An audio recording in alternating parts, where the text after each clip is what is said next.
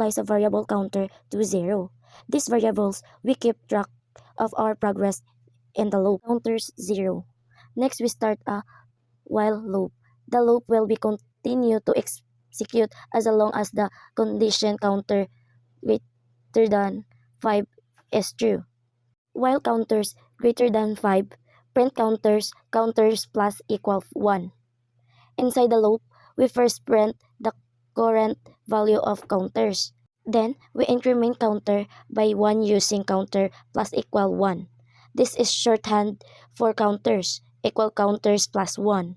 So the loop prints the current value of counters and then increase it by 1. This continues until counters is no longer less than 5.